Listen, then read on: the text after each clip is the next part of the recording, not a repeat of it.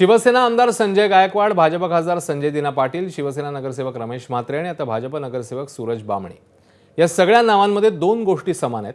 एक तर सत्ता आणि दुसरा सत्तेपोटी आलेला माज.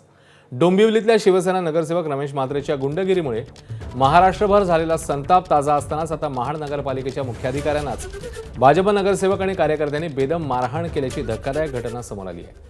महाडमध्ये मुख्याधिकारी धनंजय कोळेकरांना दालनात जाऊन मारहाण केल्याप्रकरणी भाजप नगरसेवक सूरज बामणे विरोधात गुन्हा दाखल झालाय. मात्र सूरज बामणेला अटक कधी होणार असा प्रश्न विचारला जातोय.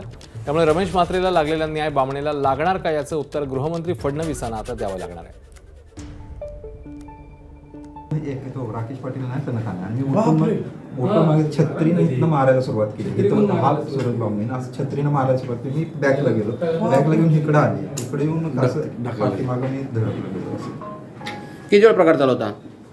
2-3 मिनिटं कर्मचारी आले सगळे, इथून कानाखाली मारली ना माझ्या. मी असंच चर्चा एकदम एक तो राकेश पाटील नाही त्यांना खाणे आणि उठून मागे छत्रीनं इथनं मारायला सुरुवात केली. इथं हा सूरज बामणे असं छत्रीनं मारायला सुरुवात केली. मी बॅकला गेलो, बॅकला घेऊन इकडे आले, इकडे येऊन असं पाठीमागं मी धडकलो गेलो. असं आम्ही जो त्यांच्यावरती रोष बोललो होतो की याला जबाबदार शिवसाहेब आहेत, याचा रोष ठेवून त्यांनी आमच्या अंगावरती धाव घेऊन आले. त्याच्यानंतर आमची गलपट पकडली, आम्हाला मारहाण करण्याचा प्रयत्न केला, आमच्या कानाखाली मारली आणि आमचे सहकारी मग आम्हाला सोडून तिथून ते आम्हाला छत्रीने त्याने मारले.